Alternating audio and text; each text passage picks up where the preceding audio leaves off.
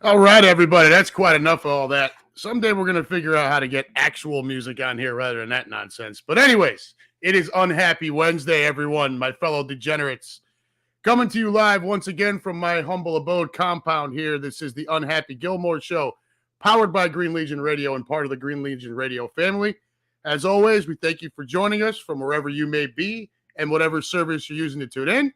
So pull up a chair, turn up the volume, use the company time if you're still stuck at work, and let's get wild as we put an end to day 3 of this week's hostage situation. Look forward to tomorrow, Friday Eve, and I say that knowing that we're kind of in that time frame between Christmas and New Year's where a lot of people are just off and nobody really knows what the hell day it is. You're just kind of wandering around, belching out your Christmas food, getting ready to be a slob again on New Year's. I know I'm ready to be a slob again on New Year's. I've pretty much been a slob since the Arizona trip after I spent like 3 months doing really well. So I'm going to be one of those New Year, new me people again. One of those annoying jackasses that our guest is probably going to hate. But just a quick couple things as I do every week before we get off and rolling. Again, if you're tuning in on Facebook or Twitter, please do not forget to like, follow, share, and subscribe the Green Legion Radio, the Green Legion page. If those services are where you're comfortable listening, commenting, whatever, totally get it. Want you to be comfortable. But the YouTube channel is the best way to view, listen, and comment on any Green Legion Radio show. So please do us a solid. Click on, go to YouTube, search the Green Legion, subscribe, hit that little bell that's next to the subscribe button so you get notifications whenever a show goes live.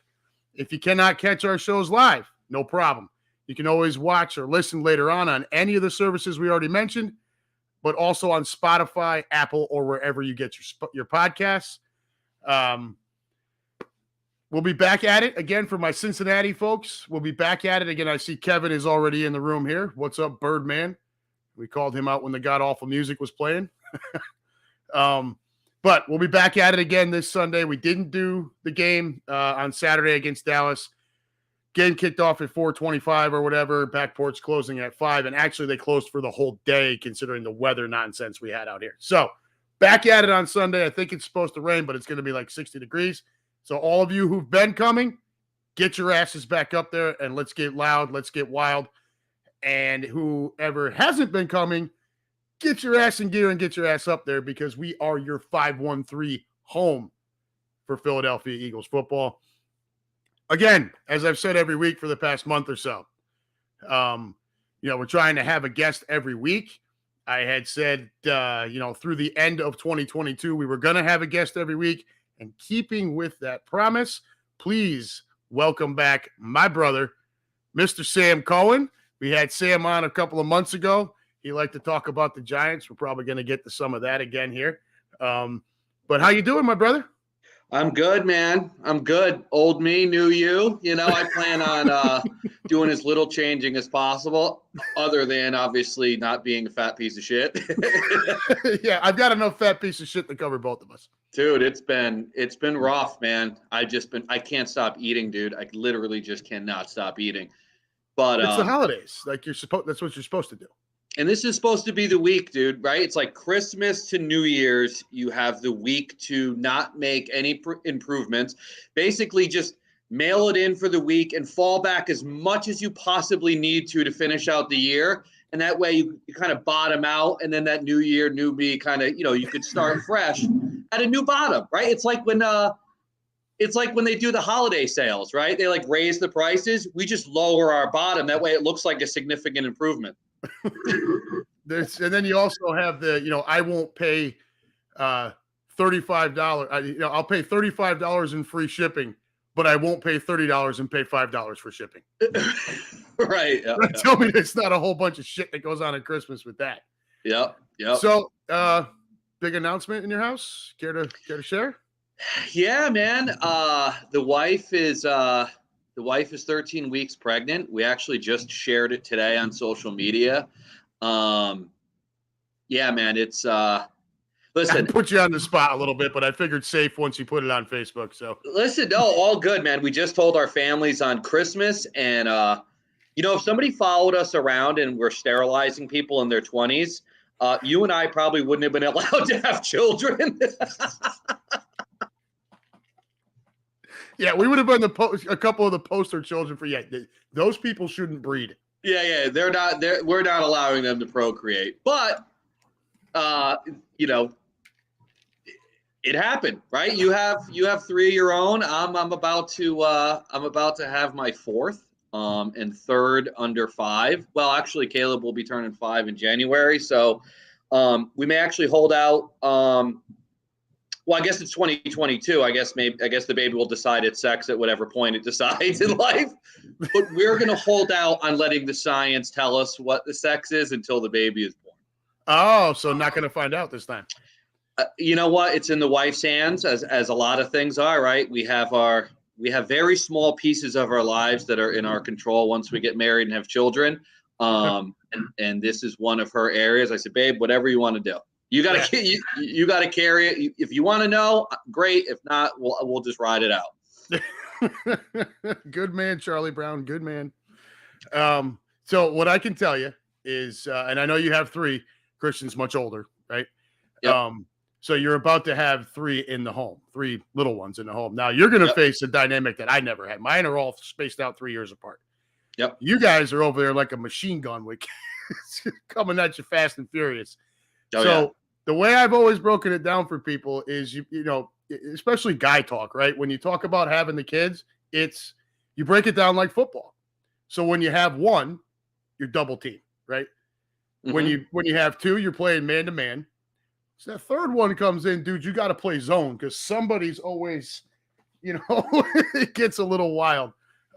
So yeah, I mean, I told the wife we couldn't be happier for you. Uh-oh. What do we have here? Oh my God, it's the boss man. I heard this show sucked and needed some help. Sam, this is Quimby. Quimby, Sam. Sam, nice to meet you, brother. Hey, Quimby, nice to meet you, dude. What brings your big ass head to this fine Wednesday night? Not that big anymore, man. I lost 40. Nothing. I was bored and actually didn't play nice with the other boys last night. I pretended like I was going to Arizona this morning, so I didn't have to do the players show. So I'm not struggling with my hangover today. That's usually the only reason you don't see my ass on Wednesday nights. So right, yeah, because you're nursing it. Yep. Hey, so Sam, what I was going to kick over to you now, man. It's very rare when I become envious of a friend for doing something. It's usually I'm just really happy for that person.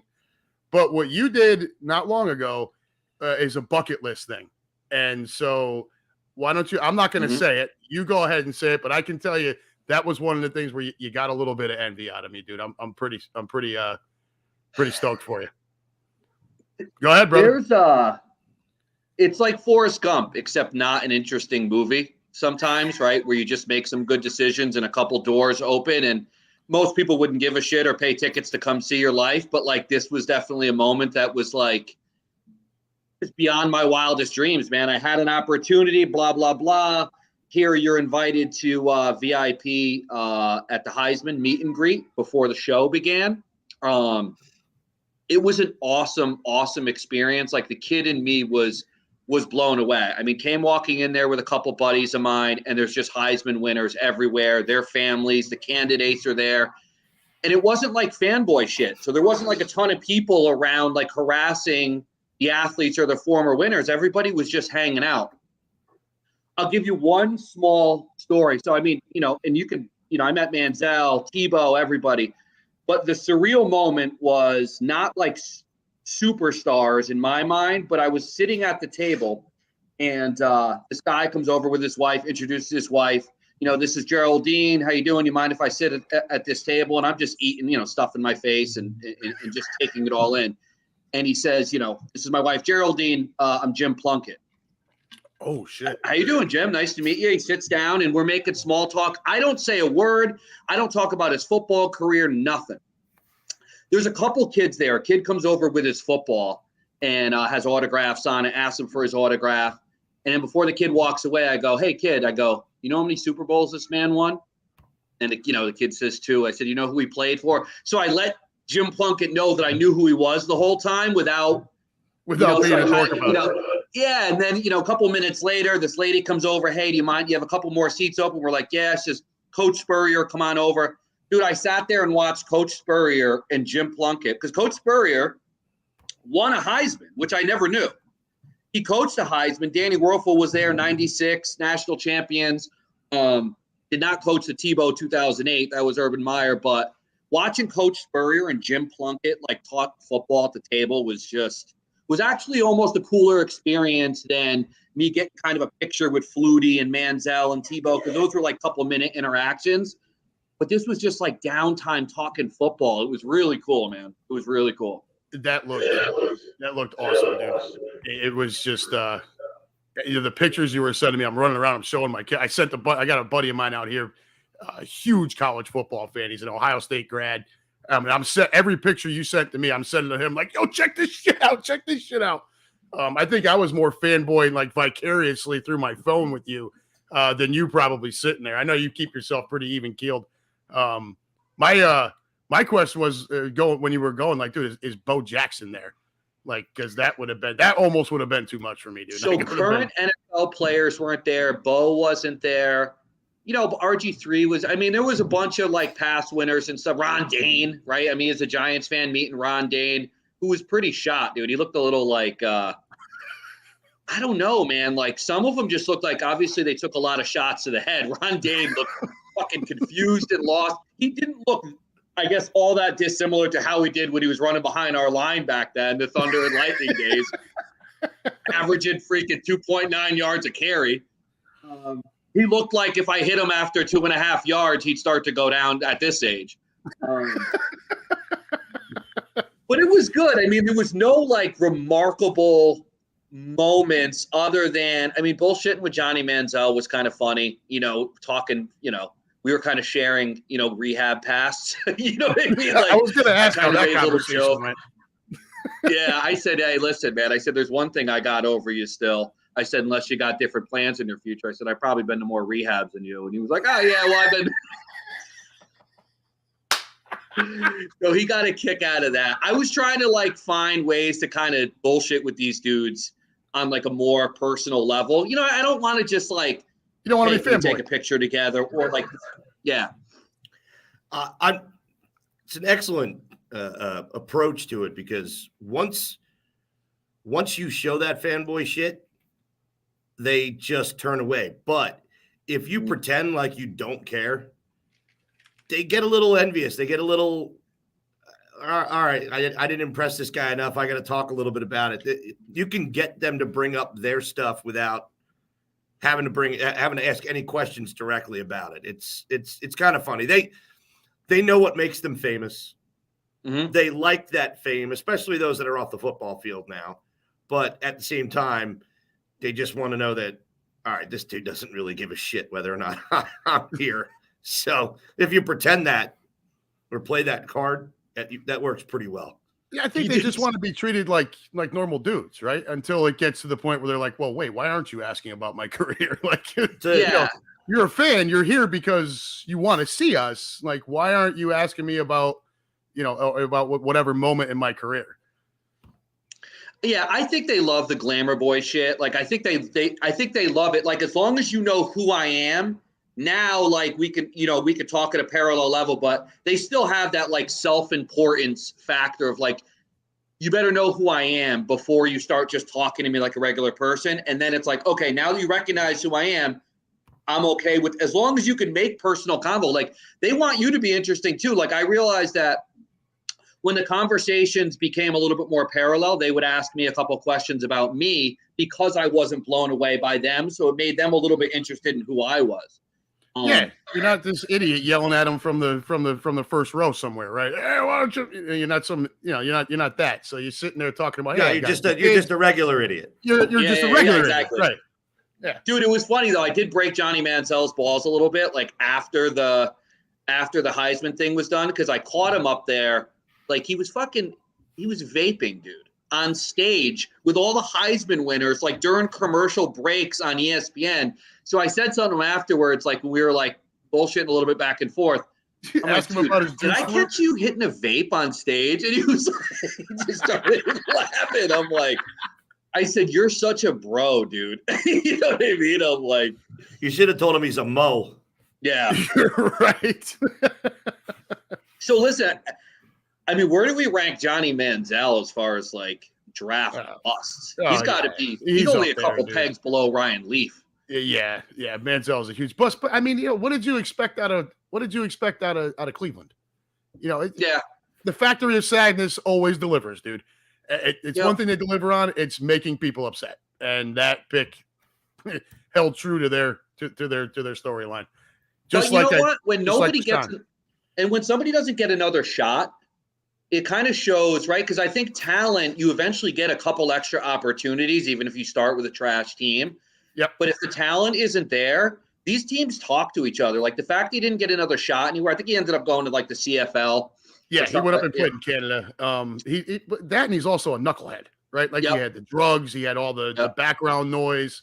He's getting caught with he did that picture where he had like the rolled up bill in the bathroom. I mean, it was a bad look. Nobody wants to deal with that baggage. Just ask Kaepernick, right? Yep. I mean, who wants to deal with extra baggage? Yep. Especially for a the guy was not an NFL quarterback. I like dealing with extra baggage. Yeah, a little bit. I mean, extra fun bags. Maybe that's yeah. A little extra dough on the sides. Need the dough on. Just needed the proper adverb or adjective in front of that word. That's Just need the dough. There you go. There's a T-shirt you go for a who's who of the Heisman winners, though. There is so many NFL busts. It's brutal. So the recent ones that are in the NFL are crushing it. Like I'd have to look at the list right now, but I mean, there's some studs. But if you go look at Devontae Smith, dude, he's 900 yards, sets the Eagles rookie record last year. He's over 1,000 this year. I mean, he's performing very well. Yep. Well, let's look at that, huh? All right. Quimby's going to bring up the Devontae stats. No, Devontae. Are you going to bring up the Heisman winners? Joe Burrow, Kyler Murray. Kyler Murray is the best paid Heisman Trophy in the league. And still can't reach the Crispix. No, he's fucking terrible. Who else? Derrick Henry? He won the Heisman? Derrick Henry, Baker Mayfield. I'm going backwards through the years. Yeah. Burrow 19, Murray 18, Mayfield 17. He's still looking for another house to he's have kind a of Geico mid, commercial. He's kind of just mid, dude. He's not Lamar Jackson. I think everybody's figured out. Dude, these are all. They also know how dumb he is, dude. What's that website where you pay like $300 and a celebrity will do like a 30-second video commercial for you? My buddy down in Bryan did that for his group, and he goes, "Oh my god, dude, this guy is dumber than a box of hair." Like, seriously. Derrick Henry, though, hey, the only time I want to see Derrick Henry perform is tomorrow night. No doubt. Yep. Marcus Mariota, Jameis Winston, Johnny Manziel. There's 4 quarterbacks in a row that are pretty. Well, I mean, some had a little bit of career, but Mariota, Winston, Manziel, Griffin. Well, I had concerns about Burrow. Like, he doesn't have the greatest arm strength. He's cool and collected, but he's got Jamar Chase. But he also had Chase and Jefferson with that one big season at LSU. So you had the big year, you got the Heisman, but was that going to translate? Well, I think it proves that if you put 2 decent receivers on the field, anybody can throw the ball. But I think the Bengals, as good as Chase is, man, I think the Bengals are a better passing offense. Nobody compares to Chase. He's easily the most talented wide receiver on the squad. But when T. Higgins is also heavily involved, that's when they're at their best. Yep. Then you got Cam Newton, obviously pretty. Well, I mean, he made a Super Bowl. He won an MVP. You can't call him a bust. No, he's not a bust. Mark Ingram.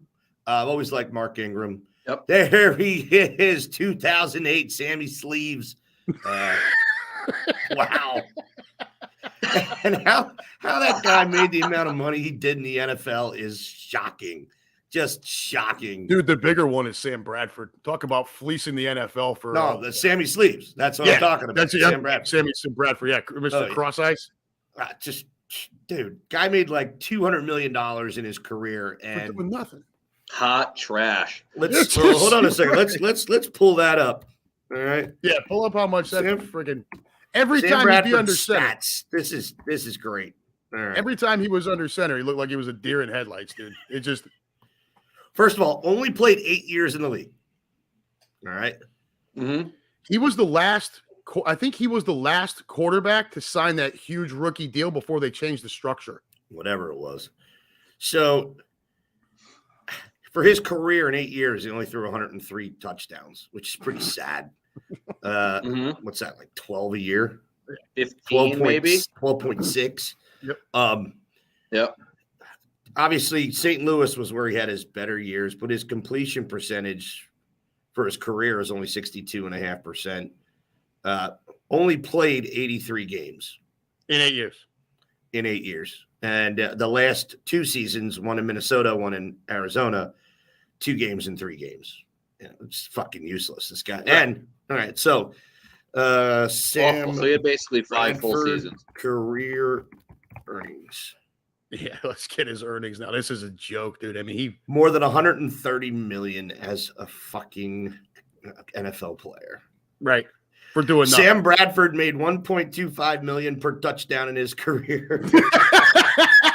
That's crazy. Perfect. Look up can you check his net worth now? Because I looked up Manziel's net worth of 70 million. Like 6 mil.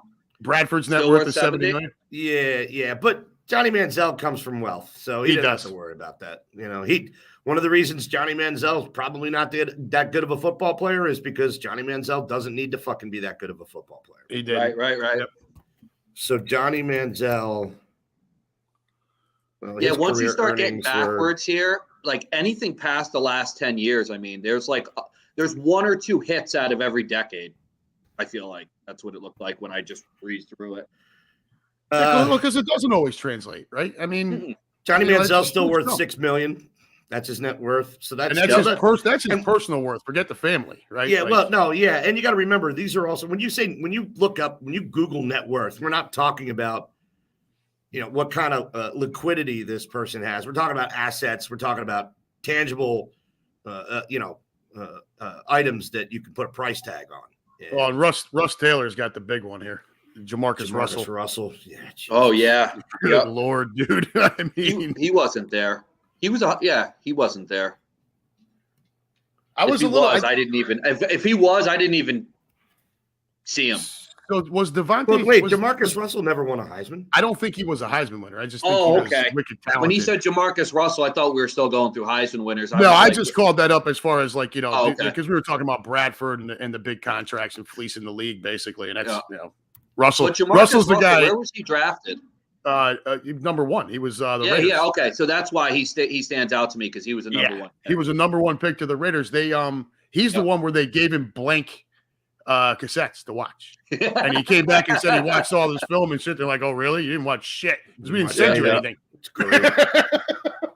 That's a brutal story, dude. That was basically the nail in his coffin. Oh yeah, it's just toast. Well, the nail in your coffin is when you're a 260-pound quarterback that's lazy. Yep. Yeah.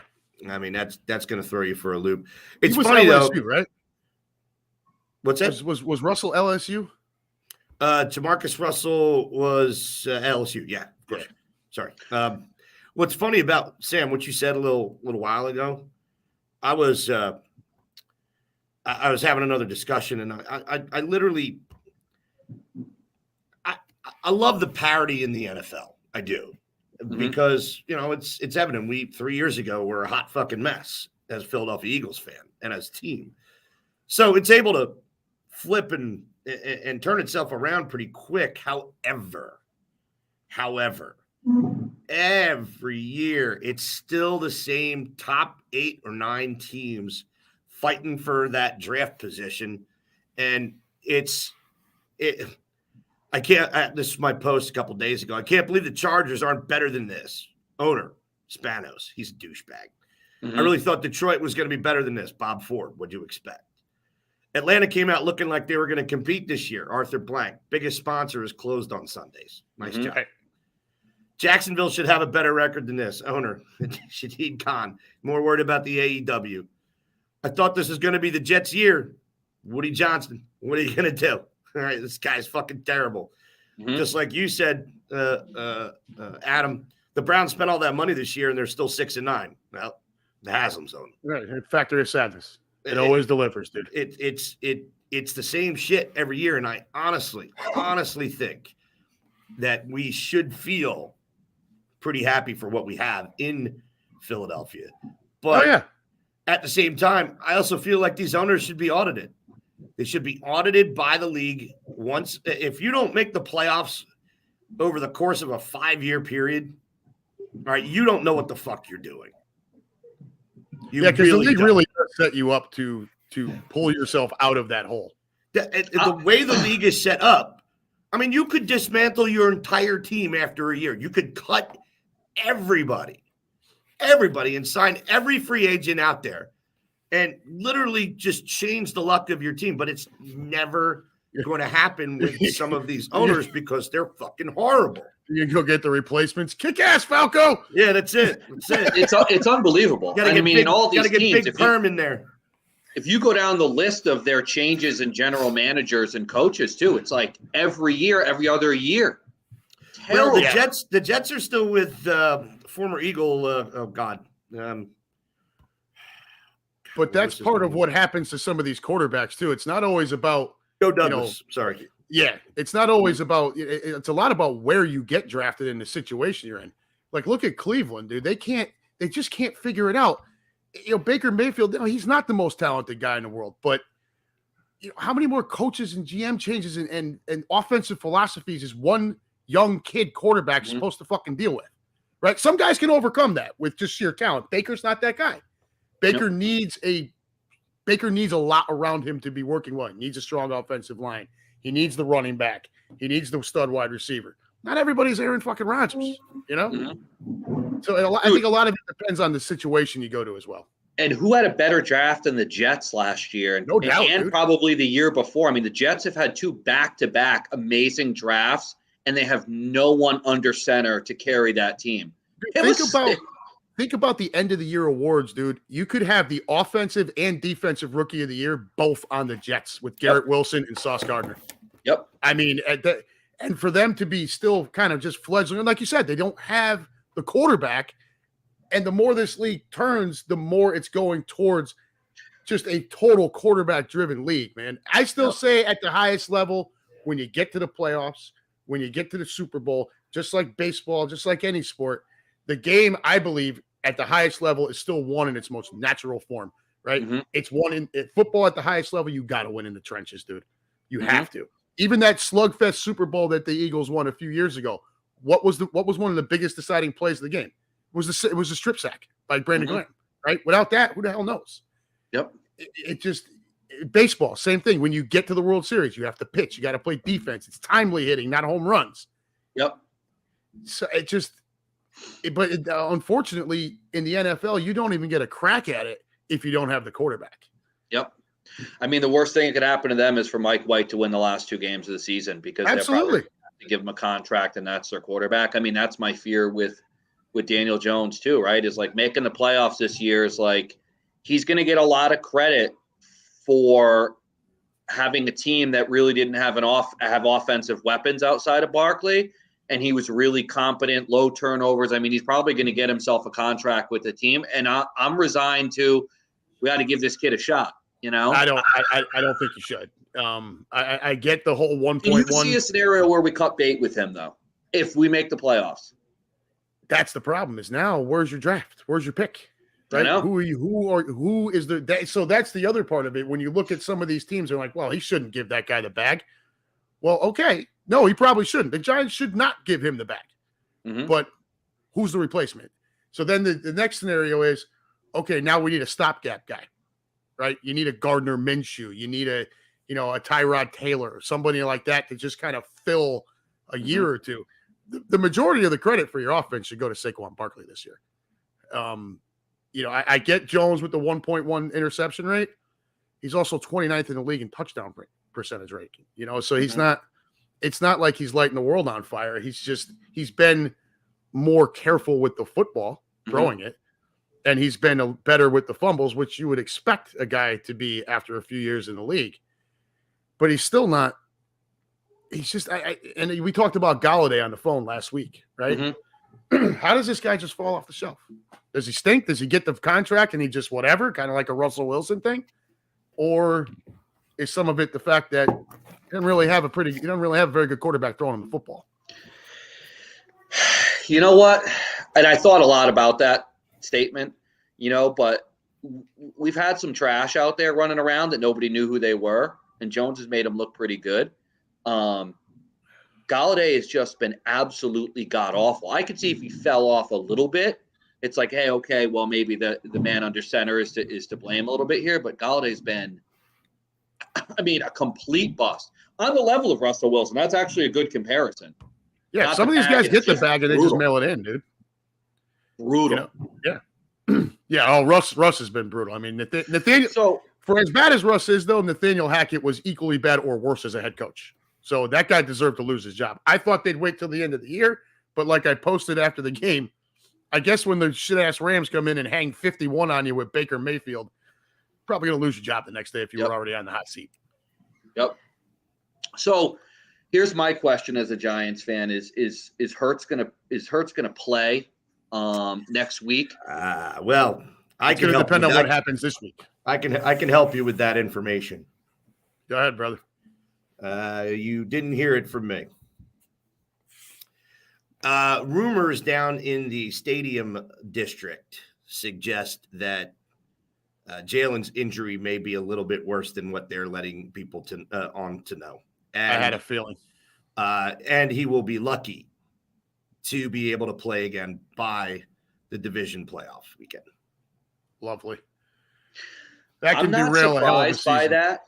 The way that they've been talking about, they've been selling the message that, hey, do we kind of play it safe until the playoffs? But I feel like there's something there, right? There's always something there because there's no reason the kid shouldn't play unless he's a little banged up and you need him for the playoffs. And what the fuck? I mean, you got to play it safe with him right now. Oh, there's no doubt. You got the best team in the NFL with him healthy on the field. And they should be embarrassed about that game just a little bit. You can't turn the ball over four times to your division rival and expect that to win that game. So there should be a little pride setting in on Sunday. I can tell you right now, regardless of whether or not the rumors are true, Gardner Minshew is playing a full game on Sunday against the Saints. And there's, they're going to make the announcement tomorrow. And when they make the announcement tomorrow that he's not suiting up, everybody's going to lose their fucking mind because they heard this rumor as well. And we're all going to go, oh, here we go again. But, it's not the same. It's not here we go again. All right. It's not. And I'm tired of that shit. Everybody wants to go back to Wentz and Foles. And it's like, shut up. All they're doing right now is they're trying to make sure they don't turn a grade 1 shoulder sprain into a grade 2 or 3. And, it's not good. It's never good. It's on his throwing shoulder. So that doesn't help your cause. But look, if you can't beat the Saints with a very functional quarterback in Gardner Minshew and the defense that we have, then you're just a fucking idiot. And I agree. You deserve. Yeah. And then, I didn't know, Sam, that you're a Giants fan. I didn't know I would have said in the beginning, go fuck yourself. You might have changed your caption there. Yeah. Fuck the Cowboys, fuck the Giants. Still do whatever. Hang on. But wait, there's more. Yeah. Hold on a second. But no, that game on Christmas Eve was frustrating. When you're up 10 in the third quarter, fuck Sam and the Welcome to Green Legion Radio, bro. How you doing, Sam? Pleasure to have you, sir. Let me so I'll tell you I'll tell you my Super Bowl game winner story when you guys won the Super Bowl. I fucking hate the Eagles so much. I grew up with Adam and a couple of my buddies were Eagles fans. Now I like you. So when the Eagles were playing the Patriots, my mantra was I want the Eagles to stay at 0 for the rest of my fucking life. Brady's already lost twice to the Giants. I don't give a fuck if the Patriots win 10 times. The Eagles have to stay at 0 forever. That was my mindset. I have never changed allegiance during a fucking game before. It was like Rocky IV with the Russians starting to cheer for Rocky. I watched all this hype and build up of this Eagles team, and this may actually bring a tear to your eye. I don't know if you're wiping a tear there, but this may actually bring a tear to your eye. During the fucking game, I can't remember the play. It was a long pass. I cannot. At some point in the third quarter, the Eagles completed a long pass, and I jumped off my couch Corey cheered. Clement for 84 yards. Yep. That was the play. That was the exact. I can never remember his name. And the entire game, the game started, I'm rooting against the Eagles. And on that play, I jumped up and fist pumped. I changed during the game rooting for the Eagles based on all the hype, all the player profiles before the game. It was like that Eagles team, and there was no Eagles roster ever that was likable. That was the most likable team. Just great. I don't know what's happened to Foles, by the way. Foles can't perform. Foles never had to worry about it. His family's restaurant group is worth more than Johnny Manziel. So, oh wow, that too. Yeah. But Foles, if you look at Foles' career, he has never performed well outside of Philadelphia. He's also never been able to be tabbed the guy. Even when we did it, he was not good. Yep. And he's still got an $80 million contract and lasted everybody all the way to the bank. So, hey. And good for him. He's a freaking hero as far as I'm concerned, man. Done. I just wish he'd come back and retire here. But right, one-day contract. I'll tell you a funny story as well. The two times that the Patriots and the Giants were in the Super Bowl in this modern era, knowing my pure hatred for both teams, I was asked on numerous occasions what I wanted to see, and my only response was a plane crash. Yeah, I get it. I fucking get it. I get it. It's like when the Giants play the Cowboys. Like, who are you rooting for? A tie with a lot of injuries. Yeah. Well, listen, after that fucking Eagles win, Adam, you remember I sent the text to you. I sent the text to right Tony. Away. I said, and shared that story with you guys because it was like, geez, I could not believe. I've never rooted for the Eagles before and never rooted for them since. But that team was a special team. Sam, it's a funny element because in Philadelphia here, all right, for obvious reasons, people cannot stand the Cowboys, and that's on the level of hatred within the division. That seems to be, hands down the highest rated amount of hatred in this city, followed, relatively closely by the Giants. The Redskins got whatever the fuck they are.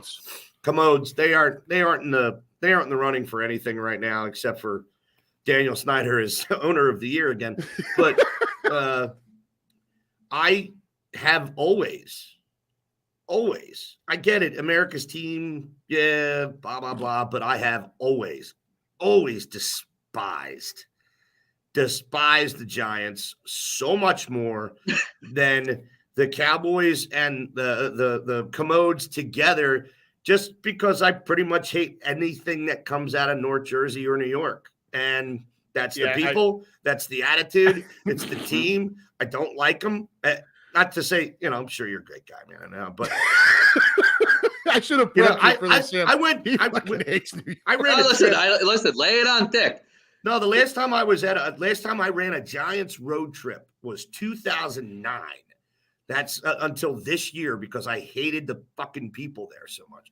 I went in with one of my employees, Russell Bennett, who is a former middle linebacker, Arena League. Never made it to the pros because of his lateral speed, but one of the biggest fucking dudes I know, one of the strongest guys I know, and he was well on, he was at the height of his physical being in 2009 and walking up the steps, dude, everybody wanted a shot at the title. They were abusing him more than anybody. And this dude is, no fucking neck, it didn't matter. And I'm like, dude, I had a better shot coming in with a hot chick and not getting my ass whooped than I did coming in with you. And I don't know. I always feel like our games have been a little bit more close as well. And I'm not talking about the miracles or any of that crap. I'm just talking about you're good once every 2 years for a game that's won by a field goal at the very end, and you wonder how the fuck that actually happened. Yeah, it's on true. both sides. I think Giants and Eagles usually for the most. I mean, talent level wise, I wasn't surprised by the outcome of our first matchup this year. But I know I never go into a game, any division game really, but in particular against the Giants or the Cowboys, I never go into one of those games thinking we're just going to roll. You know what I mean? Ever. I don't care if it's in Philly, New York, or on the fucking moon. Never walk into that game thinking, oh, this is just, the coin toss is going to decide the whole, it's over at the coin flip. Never went into a division game. And that game was brutal. Unless it's the Skins. The Skins are so fucking irrelevant since the 80s. They really are. I can't even build up enough hatred for them. No. And I think that's what Quimby was saying before. I think we all kind of feel the same way. And Sam, you're Giants fans, so, we got our own disdain for each other. But they're kind of just like, oh, you're still here? I actually put Philly at fucking 3. The Cowboys are number 1. Well, actually, Philly's even number 4 to me. It would be the Cowboys and the Patriots.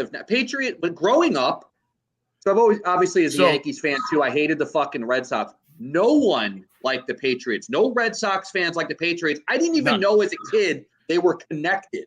Until the Patriots started winning, and my asshole Red Sox friends all of a sudden started repping the Patriots. I'm like, wait a minute, you pieces of shit are together? You guys came in together? I didn't even know you guys knew each other, right? It's like, what are you talking about? So Quimby, Sam and I grew up same hometown. Okay. So hung up between Boston and New York, there in southwestern Connecticut. So, you look at it geographically, and now I'm living out here. Well, why aren't you a Patriots fan? You're from New England. Motherfucker, grab a map, okay? Like, it's not that easy. But hung up between Boston and New York, you had that. So Sam and I both being Yankee fans, anything that had to do with Boston with baseball was just like you just want to throw up all over the place. They were public enemy number 1. So just like he's saying, dude, when all these Sox fans started pulling out Brady jerseys, it was like, oh, I fucking hate you even more now. I think beating them once again, our friend Lewis says something completely irrelevant.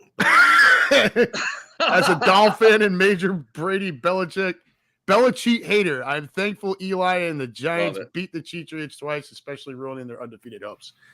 Love it. I can't really argue with the undefeated thing. It was nice to see them go down. Love it. I just wish it was to someone else. But you know what? Having 2 New York teams, I've always hated the Jets actually more than the fucking Eagles. Like, they steal it. In New York, it's sports radio. And with Yankees, Mets, fucking Giants, Jets, it's like when the Jets and the Mets start winning and stealing our thunder on the radio and the back pages, the post, and I go fucking ballistic. I hate the fucking Jets so much. I hate the Jets, and I don't even know why.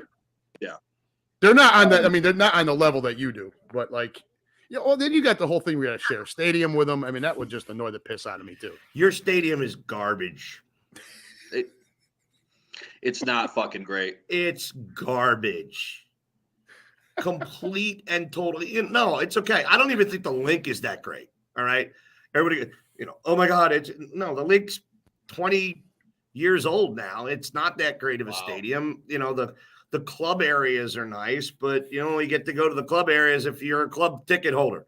So don't want to be. I don't want the fluff. I want to be outside. I want to be miserable cold when I want to be. And I don't think it's that great, but the Meadowlands sucks. Not only that, there's only one fucking road in and one road out. Fucking awful. It's like, all right, you know what? Foxborough's like that too. And we run trips up there. So I was there this year. I did run a Giants trip this year. We were there last year for the Jets. And you can't tell everybody you're leaving early. You have to stay for the entire game. And then you have to wrangle 150 or 250 people out of that stadium on the buses. And by the time that happens, you're screwed. You are behind every single vehicle leaving that stadium. And there is nothing about it that is easy or efficient. It's terrible. Terrible. I don't know about going north, but going south, there's only one road. No, it's no peach going north either.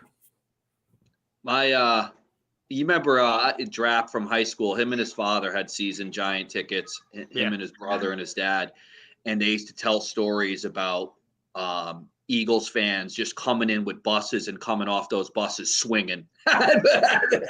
Stadium. He goes, dude, let me tell you something. Every home game, we run shop there. He goes, when the Eagles fans show up, you better have some self-awareness when those buses unload, because those dudes are coming off drunk, angry, and will fight anybody. He was like, fights on the highway, in traffic. His dad would be like, we're getting out of the car. He's like, we're literally fights on the highway, because he said that one road, I don't remember what he used to call it, but he said, dude, it's like the Wild West. He used to tell awesome, awesome stories back then. And Russ Taylor has breaking news. Russ, the Jets have a better cheerleading squad than the Giants. Who's their cheerleading squad? Fucking Zach Wilson, Mike White, and fucking Flacco? No. It's Zach Wilson's mom and all her friends. Right. Oh, Jesus. There was a picture that came out. Today. It was like Zach Wilson, like Christmas family picture. Dude, he's 23 years old. He looks like he's 12 in this picture, and his mom looks like his girlfriend. Yeah. It's bizarre how young that kid looks. It's almost he looks like a little kid. You get a fraction of, wow, man, like they're really fucking beating the shit out of this poor kid. He like looks like he's 12, right? And then very quickly it becomes laughable and funny again. But he really looks like a child. Speaking of 23, Luka Doncic last night. I don't know if we're talking any basketball here. Let me get to that real quick. Quimby, you'll both enjoy this. So Quimby, just to give you a heads up, last couple of weeks, I've been doing something called the Unhappy Gilmore Boner of the Week. That's where I find somebody or some team or whatever that's screwed up royally, whatever, just an announcer, a player, a team, whatever. So I was kind of struggling with it this week until last night. And now the Boner of the Week, and there is no competition. It's the New York Knicks. Okay. Jalen Brunson. Hold on. Yeah, go ahead. I got this. Hold on.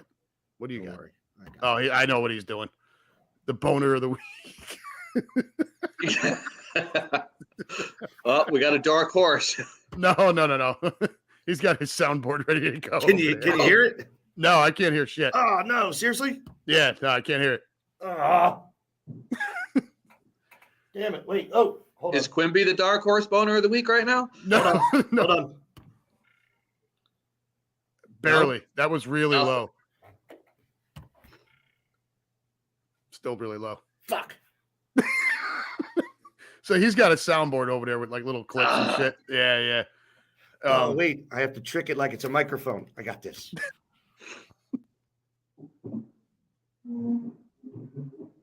What in the fuck was that? Now I can't hear you. Yeah, can you hear me? That's not working out. But so to all your joy, the New York Knicks are this week's Boner of the Week. Jalen Brunson unable to play. Speaking of boners, Barrett, 305 Sports Babe is now in the house. Oh, yep. There she is. Dolphins get the boner killer of the week. Yeah, you can't. You guys needed to put Green Bay away, man. We just don't want them hanging around. Seriously. So, although, go Green Bay. They're playing Minnesota this week. Jalen Brunson and RJ Barrett goes out in the opening minutes, and the undermanned Knicks flush a 9-point lead in the final 33.9 seconds of the fourth quarter to suffer their fourth consecutive loss in a heartbreaking 126-121 overtime defeat at America Airlines Center in Dallas. It gets better. Was Reggie Miller playing? Hang on. NBA teams were 0 and 13,884 over the last 20 seasons when trailing by at least 9 with 35 or fewer seconds to go. There is your fucking boner of the week, the LOL Knicks, right? And add to that, so Sam, you kicked it into play there. Luka Doncic with 60 points, 21 rebounds, 10 assists. First time that's ever been done. Never been done. Never has anyone scored 60 and had 20 fucking boards. It's unbelievable. I mean, 60 and 20, 60 and 20, 60 and 20's happened. It's never happened with a triple-double. Never happened with a triple-double. Yeah. And the kid had to miss a free throw, touches the rim, hits the backboard, hits two people, kicks out to him, and nothing but that. Nothing but that. I mean, he's ridiculous. He's just stupid. Like, I was going to have Grady come on here, but they had to go get haircuts tonight. I mean, I gave my son a couple of minutes 2 weeks ago to talk basketball, and then I ran him out. Actually, I gave him a heads up. I said, dude, this is a Philly audience for the most part, but so I said, I wonder if Reggie Miller suited up. Right. I said it's a Philly audience for the most part. So there's trigger words. Don't mention the Raptors. Don't mention, Bitch Simmons. So what does he do? He's on for 5 minutes and mentions Bitch Simmons. Dude, the room just unleashed on him. It's like baptism by fire for my 15-year-old. I almost hate the Knicks as much as I hate the Eagles. That's why I figured you'd enjoy that. The boner. I thoroughly enjoyed that. I didn't grow up. So my father wasn't an NBA fan, so I didn't grow up really liking basketball. I got into players, loved Malone and Stockton. I just followed different players with different teams, and that's who I kind of root for. I love Nowitzki with the Mavs. I loved fucking what's his face who shot the fucking Butler with a shotgun down in New Jersey. What the hell was his name? Oh God! You remember the dude who shot his Butler? You're actually going to make fun while you still have Plaxico Burress in that Me shoot me. In the ring. I'm sorry, Sam, but I got to point out some obvious here. me shoot me. Plaxico Burress. Yeah. Hey guys, I got to get out of here. All right, brother. Thanks for dropping in, my man. Nice meeting you, man. Nice meeting you. All right, brother. Have fun. Take care. We'll see you. Take care. Brother. That is that's the boss man for the Green Legion. That's Quimby. He runs the show, but he's about as solid as the day is long. So he doesn't drop in. He doesn't drop in often, but when he does, he always makes a splash. Listen, there's nothing I enjoy better than getting a "fuck you" or "go fuck yourself" from. Well, you gotta expect it coming on here, right? From somebody that I could respect and admire. So, listen, man, he's part of the reason that you're here, right? I mean, he took a liking to your. Oh yeah, no, there's your no doubt. Talents as a caller. So what was happening was, he had his own podcast, during the off season, right on cue. And what he was doing this. So if I just take and do this, let me grab it here. I can post that link right in the comments, right? Yeah. And that will allow anyone who wants to click on it and join. So he started, I didn't know that was a thing. So when he starts doing his show during the off season, I'm like, well, fuck it. I grabbed my phone and I just used my phone. I set it up in here and just started going on and bullshitting with him. We had a great time. Him and Samantha Ross, or Samantha Brady, as we call her. Mm-hmm. And she, the two of them, and then I would join just kind of as a guest, and it became like an every week thing. And then after a while, he started talking. He's like, I'm going to give you your own podcast. He's like, you think you can handle it? I'm like, yeah, I think I can handle it. And I will tell you, the first night that I did this, I think completely covered in sweat by the time it was over. I was so nervous. Mm-hmm. And so, I mean, and Sam is great. She was in here with me and stuck around and just, she's helped me so much, but they both have. But yeah, Quimby's the guy that launched the unhappy brigade here. So that's fucking great, dude. Yeah, he's a really good dude, man. I mean, yeah, he's a lot of fun, especially, out on the road and shit. Man, we went to Arizona with them this year and Indianapolis too. When I'm out there on the road, if he needs a spot filled on the pregame show, I'm able to hop in and do the pregame show. And that's a really cool experience because that is actually live on Fox 102.5 Fox Sports, The Gambler in Philly. So that's awesome. When the show opens, it opens with that Fox Sports music, and like you're part of it, and it's fucking cool. You know what I mean? Yeah, it's pretty cool, man. It's funny where it's like, like I was saying, that kind of Forrest Gump moments in your life. It's like these doors open just from making some good choices, some positive choices, you know what I mean? And talking shit and fucking loving sports. And it's like you manifest these opportunities and it's like, wow, man, like you think to yourself, wow, I was the biggest barrier in my own life, but I could also now be the biggest conduit for like good shit to fucking come, and that's what you hope for, right? Cool you hope to make those connections and meet good people and just and then from there, whatever you can do to pay it forward, right? Yep. So that's, I got friends, but I know you're a little more private about your work life. And my biggest thing, it's like I told you before, when anybody gives their time to come on here, I could do this forever. Mm-hmm. I could do this all day, every day, and not miss a beat, right? When it comes to sports, gift of the gab, whatever you want to call it, I could do this forever. You've known me since I was like 13 or 14 years old.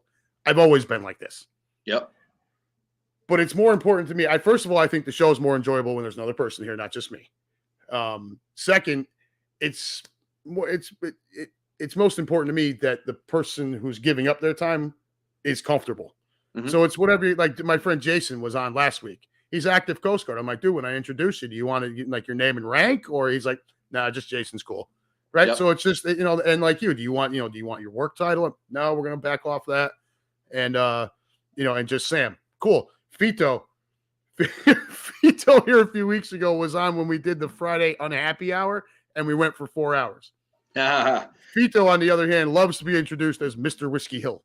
So, but like, everybody's got their own thing, And it's like these things are all preparation. Like before there was podcasts, we would sit around before Yankee games or sit around before NFL games and just talk sports, dissect. I mean, it's like all this stuff was basically teeing up for what this actually became. It's like you already did this. You just did it without a without a mic and a camera. And an audience, right? The only audience was like you, Tony, whoever the fuck else wanted to listen to me babble for however long I would babble. Yep.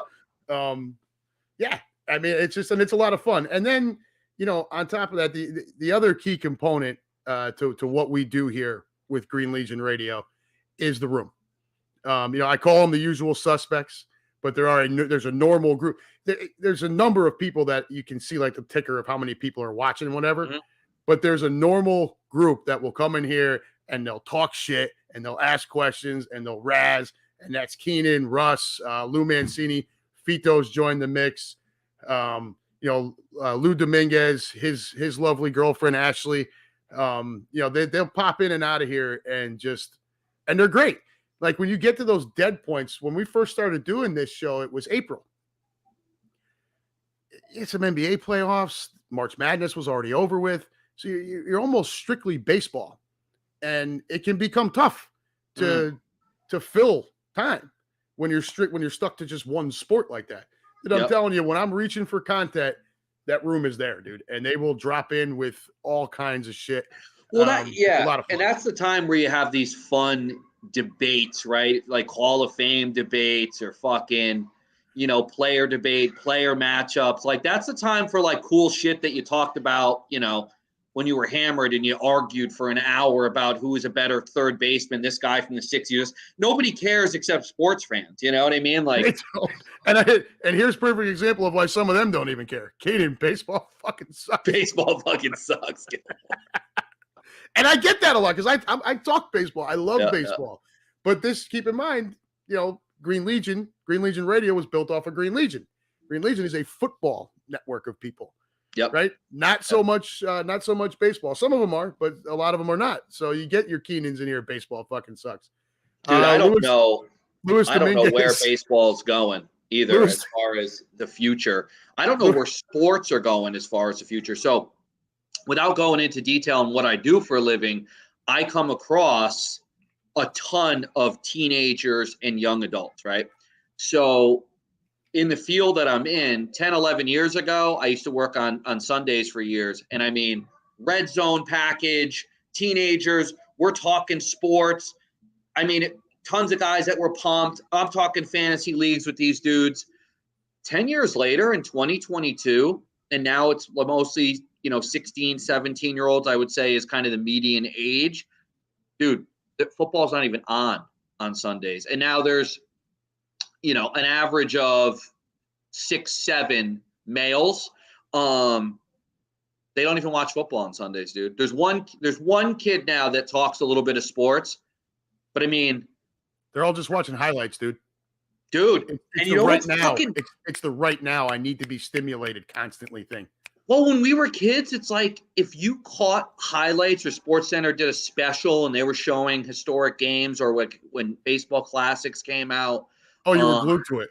Oh my God. It was like Clockwork Orange. You pin your eyes open. Exactly. As long as you could. Yeah.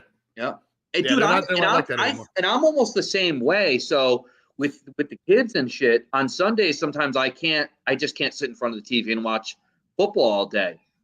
The next morning, my time in the gym is Sports Center, and then on my phone is watching all the brief and all the recaps of the football game. So I'm not even watching live, and I don't even worry about it. I'm like, oh, I'll catch all the highlights of the game that I need to, and just give me the 10-minute recap of the game. I don't need to see it live.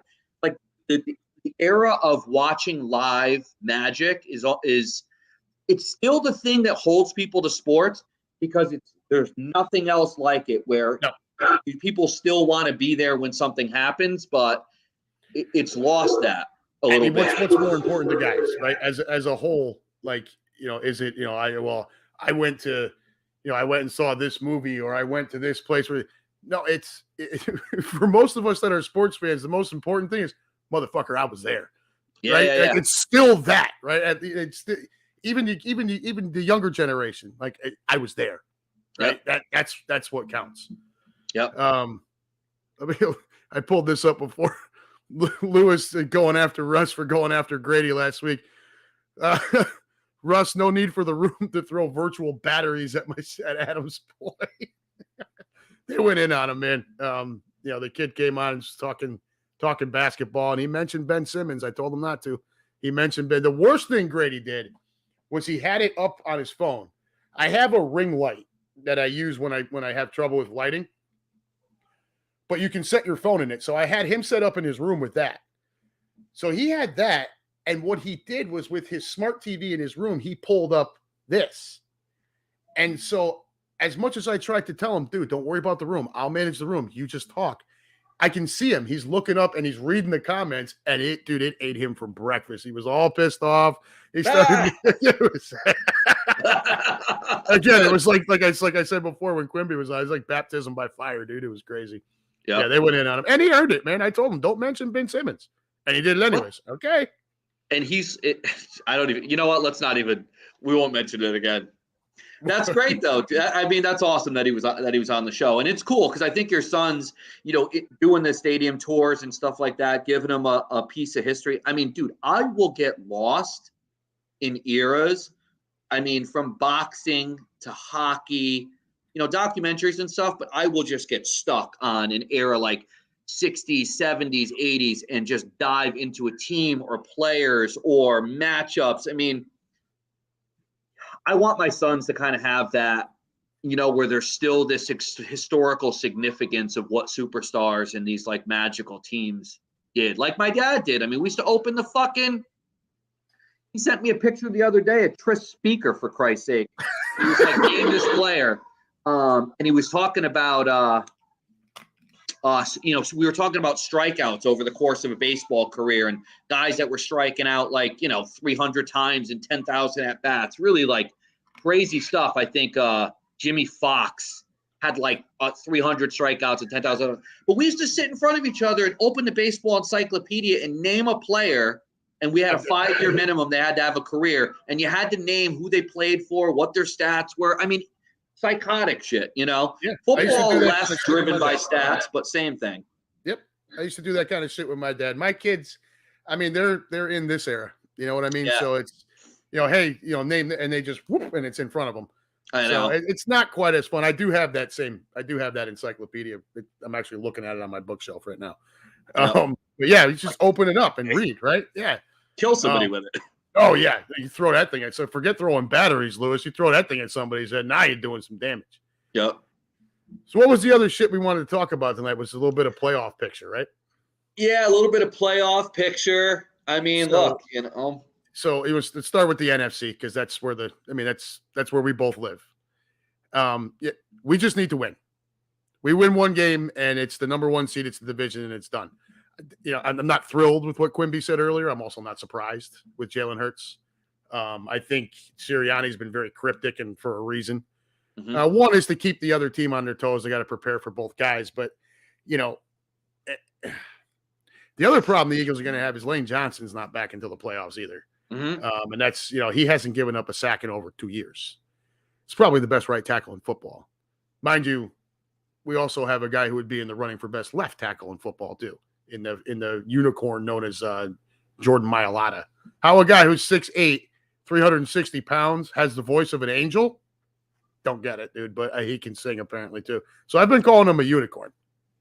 I mean, as it stands now, the Vikings would be the 2 seed, the Niners would be 3, and the NFC South winner would Niners be 4. have ripped Niners off scared 8 the in a shit row. out of me, dude. They lost the first game that McCaffrey was on the team, and they've won every game since. They're a beast. They're probably they might be the best team in the NFC right now. Yep. Considering we're having injury issues all over the place.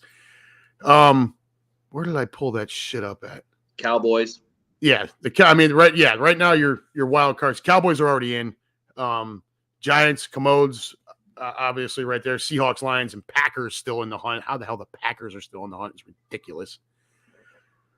But yeah, I'm not sold on them. It would be nice to see the NFC East, dominate. Yeah, it would be fucking great to see the Giants and the Skins get in, or whatever we want to call them, the commies. But yeah, I mean, listen, we beat the Colts, the lowly Colts at home. And you're in. We lose, I don't even want to fucking make, because we lose, we could still make the playoffs if we lose next week. I mean, if everybody loses around us, I mean, we could stumble into the playoffs. If we lose to the fucking Colts, I don't even want to see the playoffs. You can't lose the Colts, dude. Can't lose. You can't. I mean, when we went there and barely eked that game out, great. We got the win on the road, but I was like beside myself. That was brutal. Dude, I was at that game. That was by far. That was by far the worst performance the Eagles had this year. It was offensively, yes. If you watched that game, it was like a completely different team than virtually every other game for the entire season. Yeah, on the offensive side of the ball, we were brutal. Now, defensively, we were still strong. Now, the opening drive was bad. Jonathan Taylor rushed for 49 yards and a touchdown on the opening drive. But he only had 35 yards and a fumble for the whole rest of the game. The final 10 he's a drives. beast. It happens. He's going to have a drive where he basically takes the team on his back. They came right out and stuffed it, and then we offensively we were just like stuck in reverse, dude. It was terrible, and he turned it on in the fourth quarter and got it done. But my God, man, I was ready to fucking flip out. We're in the crowd screaming, yelling. I mean, I lost. I think, and my voice was pretty shot by Sunday night. It's always good to gut out a win against teams that are just puke bad. I mean, everyone has those games. You could pick any team, any dominant team from any regular season. They always have a game where they play at some putrid team's level and they just have to gut it out, and that was your game. Yeah, that was that. Arizona was tight too. They had to miss a field goal to avoid overtime. That one was tight. The Packers game was a little hairy. Obviously, we lost to the Commodes. That one was disappointing because it was out of the bye and we were home, and it's like you should just roll this team, and they just didn't. But, yeah, your Giants are in with a win in any of the final 2 games. And even without winning this week, the Giants would get in if a combination of the Seahawks, Commodes, Lions, and Packers lose. The Buccaneers win the NFC South by beating the Panthers on Sunday. I think that I don't know. That's probably the most likely scenario is the Buccaneers win that division. That division's taken over as the worst in football. And it's the worst the AFC thing that could ever happen because who wants to see Brady if the Giants get in as the 5 seed, we're playing in Tampa Bay in the first. I'll take that as an opening playoff game, right? As a Giants fan, I'm fearless when it comes to Brady being on the field. He knows exactly who the fuck we are.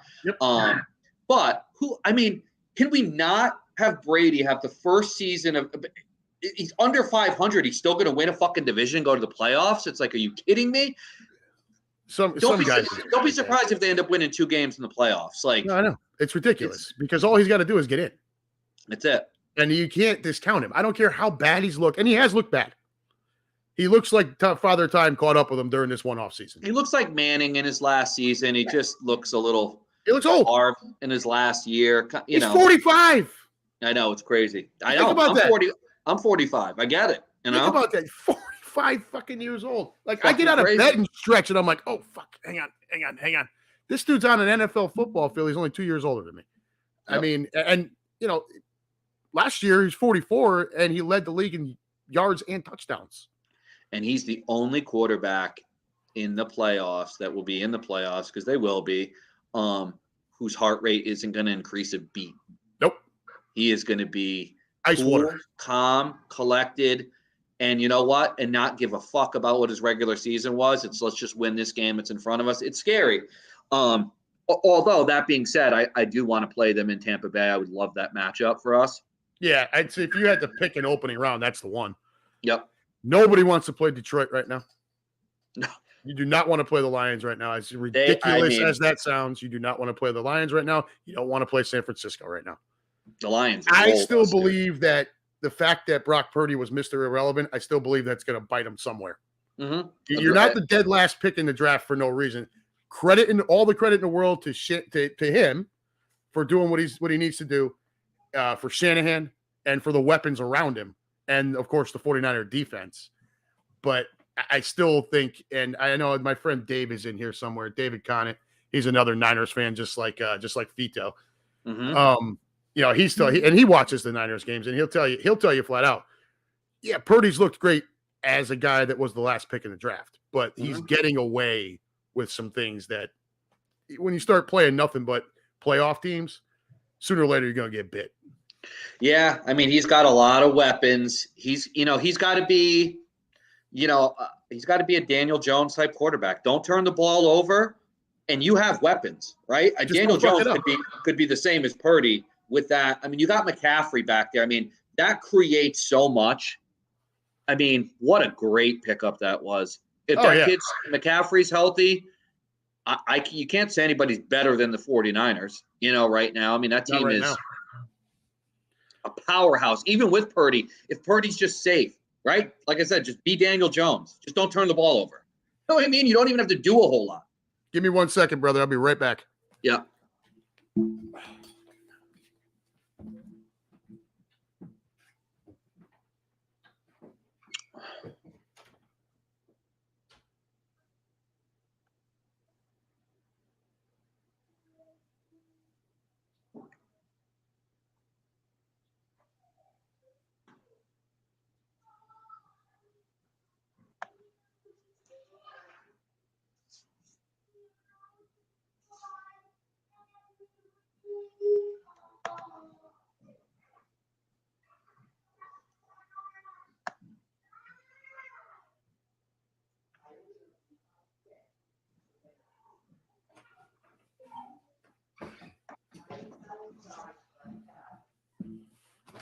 All right, back to our regularly scheduled programming. I'm going to have to sign off in a minute, too.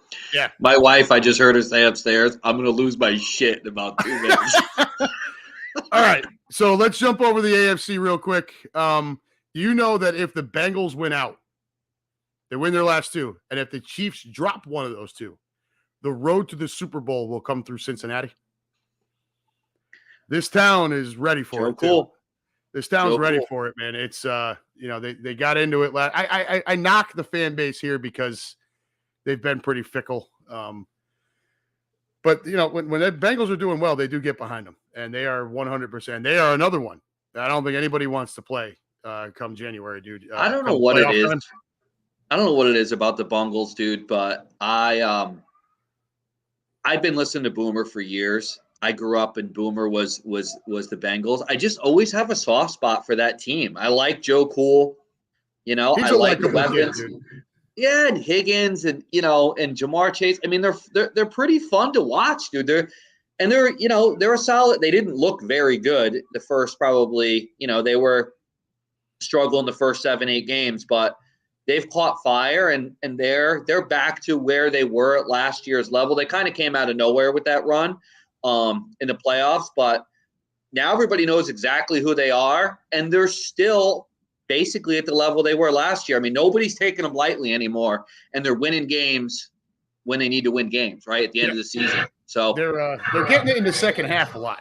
If you watch their games, like they come out of the gates, they just look kind of even against Cleveland. They had a brutal first half, and then they just blow people's doors in the second half. So they've got the Bills this weekend here. Yeah. Mahomes and the Chiefs, I don't know if maybe they're just down a peg, or I'm just used to how good they are, right? It's kind of like, but they're always dangerous. Always.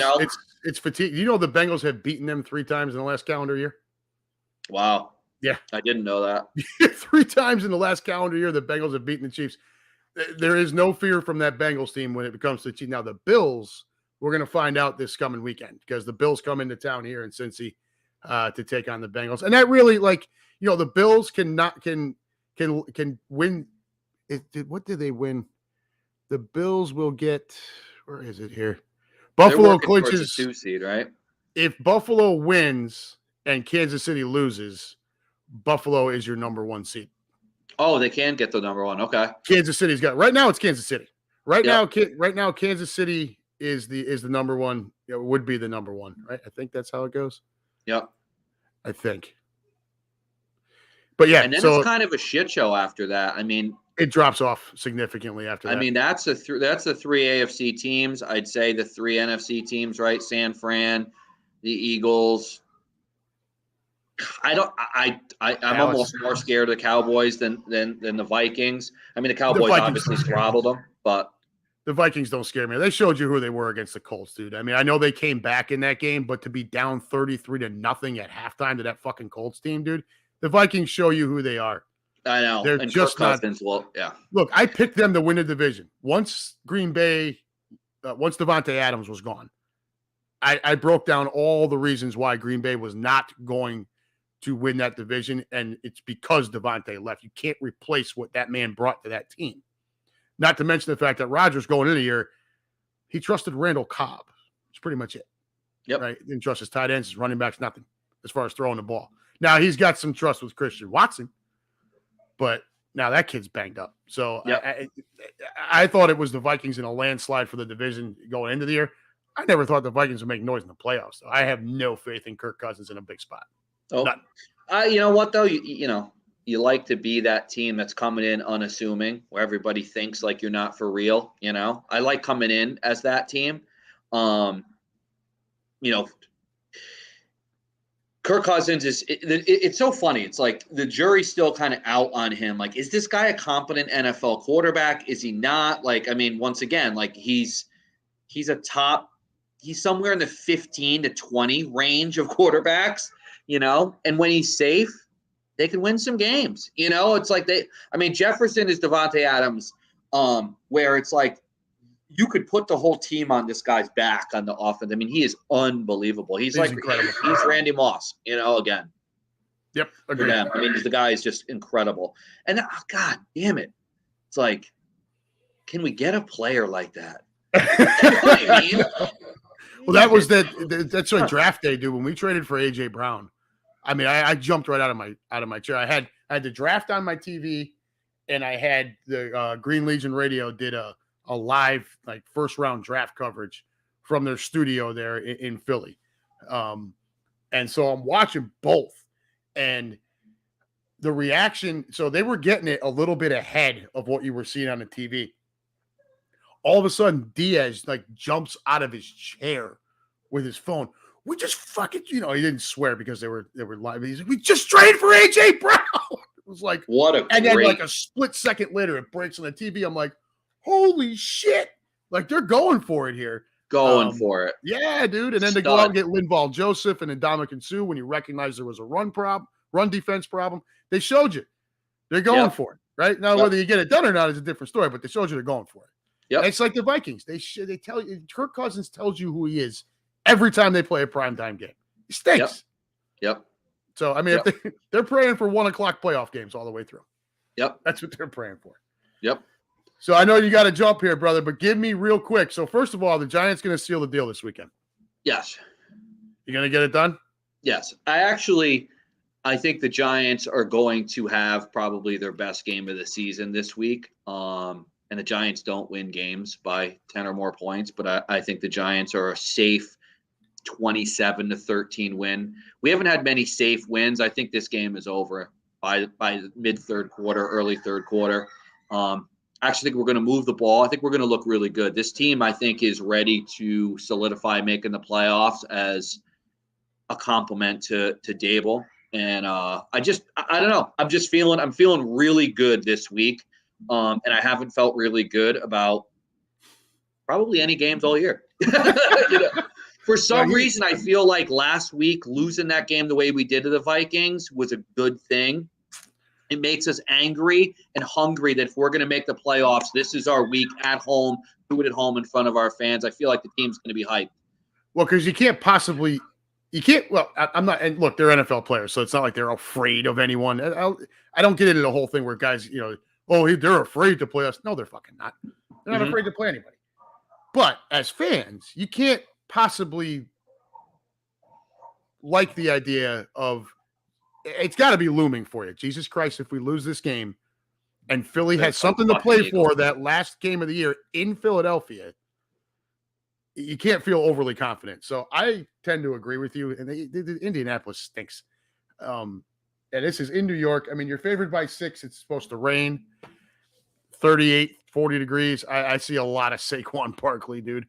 Yep. And just ground and pound and just take over the game. Yeah. That's it. Then on top of that, give me your college football playoff. So we've got Ohio State playing Georgia, and we've got TCU against Michigan. Georgia, Michigan. I'm pretty. That's pretty dead set. Yeah, and I think Stetson wins it, dude. I think I would have liked to see him win the Heisman. I think that kid is the truth. Stetson Bennett. Yeah. So, I think Georgia beats Ohio State. All right, I just do. I think Ohio State's too one-dimensional, and I think Georgia knows it, and so they're going to make Stroud's life really, really difficult. And Stroud has told you, like, even when they drop everyone in coverage and there's room to run, he doesn't take off and run. Nope. I just don't think he's all that good. I thought the Heisman hype was a little much on him. It's the Michigan TCU game where I think it could get interesting. Will it? I think Michigan's better, but TCU with that quarterback, what is it? Max Duggan, and Keandre Miller, the running back, 1,300 yards, 17 touchdowns this year. And what goes unnoticed because the stats aren't there is a healthy Quentin Johnston, 6'4", 215 pounds wide receiver, who now that he is healthy creates a ton of mismatch problems. He also has figured out how to catch the ball at the height of his jump, which for a guy who's 6'4" is a huge problem for any defensive back. Dude, if they can control the clock, and that's going to be the name of that game. Controlling the clock is going to be the name of that game. If TCU can control that clock, dude, I like the Horned Frogs to get past Michigan, man. I don't think it's going to happen. I would eat that up, dude. Are you kidding me? Especially Fito over here. This Fito over here, Niners and Wolverines fan. Go blue. Yeah. I'm not hating. Listen, and I'm not hating in Ohio State, Michigan national championship game. That's what the committee wanted when they set. That would be epic. Our buddy Animal House. He'd do fired up with Michigan. There'd be no dealing with him, dude. There's no dealing with him now. No, dude, there was no dealing with him after that Ohio State game. He was completely out of control, dude. Yeah. Like if Michigan just beats TCU, there's going to be no dealing with him. No. I think Michigan poses a greater threat to Georgia because they're just more physical. I think if it's TCU, Georgia, I don't think that's a close game. Michigan poses a greater threat. I do think Georgia is head and shoulders better than the other three, though. So do I. Yeah. So do I. I just think that they're balanced. There's not a weak spot with that team really that's glaring. I don't know. I'm not. I haven't taken a deep dive with college football this year. It's hard, man. It's hard. It's like your kids are young. Notre Dame's just they rip my heart out, and they're so overrated every year that I just gets me so angry. That college football, I'm like, just breaks my heart. Just kills me, dude. It's like being an Islanders fan in hockey, dude. It's just like fucking. It's brutal, dude. It's brutal. Just watching. Yeah, I can't tell you how upset I am that you're upset about Notre Dame. Yeah, you love it. I am not an Irish guy, dude.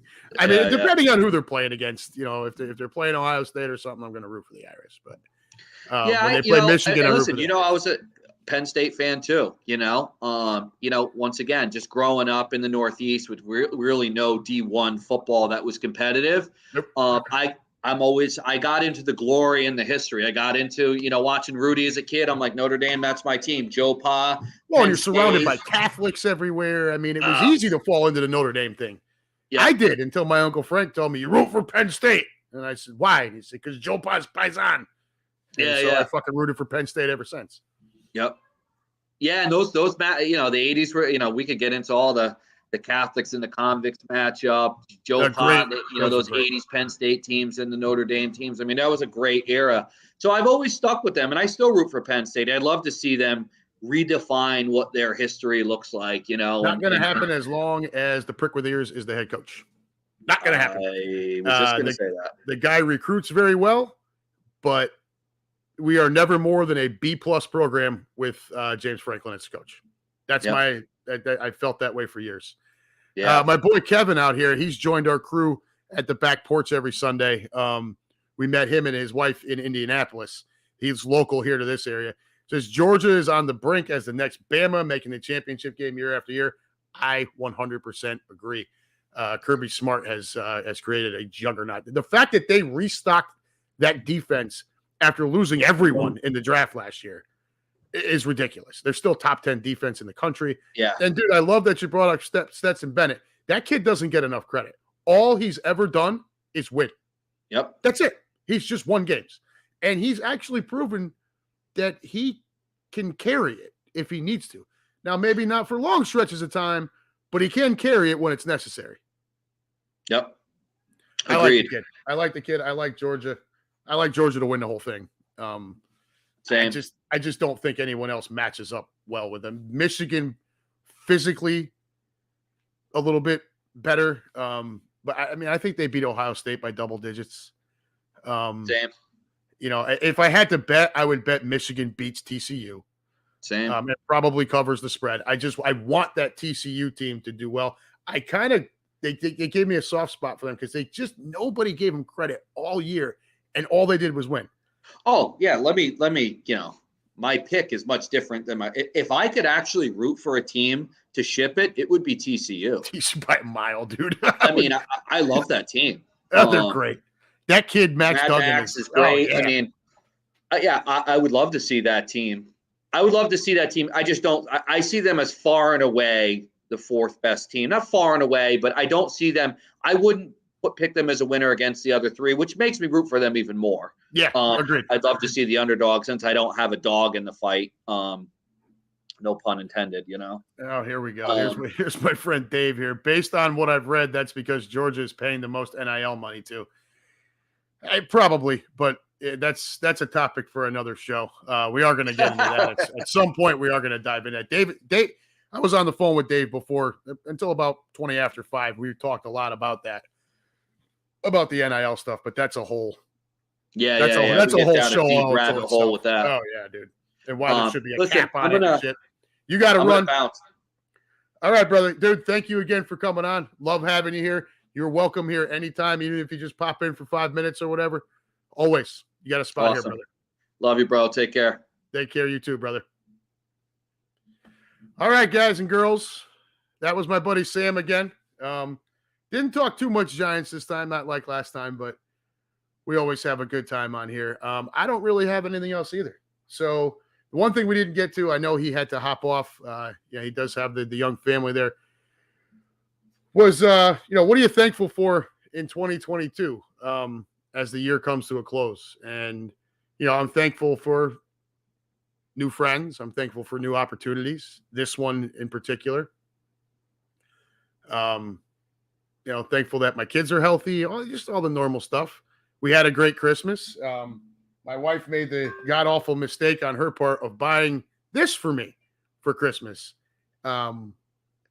It is a cowbell, which I intend to bring to the bar to watch the Eagles games going forward.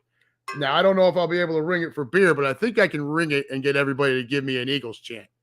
So, Kevin, if you're still in here, get ready, brother. Other than that, folks, looking forward to 2023. I look forward to continuing doing this and interacting with all of you and having a good time. And hopefully we can continue to grow this thing here. I want to get some people lined up to come on here. So if anybody's got any interest, go ahead and hit me up on Facebook. Give me a call, whatever. I don't have anybody scheduled for next week. So if I can't get anybody, I'm going to probably see if I can head up to the back porch again and get Mike on for some Eagles playoff talk. But, who we got in here? Aiden McGuire, my son's friend Aiden. There he is. How you doing, kid? Aiden, the Fairfield kicker. 43 yards, his longest one of the year, I think. I think, something like that. Doing well. Good for you, young man. Anyways, y'all, this has been the Unhappy Gilmore Show, powered by Green Legion Radio and part of the Green Legion Radio family. We always thank you for being with us. I hope all of you had a very Merry Christmas. I hope you have a Happy New Year. Stay safe. Stay, don't do anything I wouldn't do, which is a pretty short list, so maybe don't listen to that. But we'll see you next week. And until then, you guys enjoy your holiday. If you're stuck at work, hopefully tomorrow's your last day of the week, and I will see you next week. And as always, go Birds!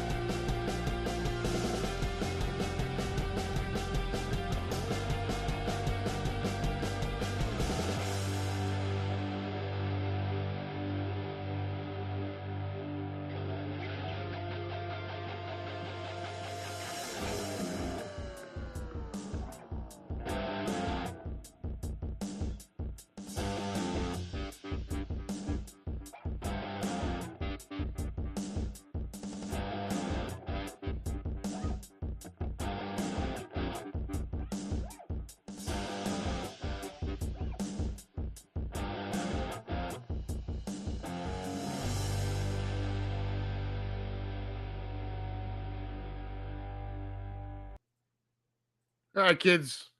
That's all from here. Aiden and Drew. Yeah, I just gave Grady more time, so he should be hopping on here shortly. Y'all take care. Love you.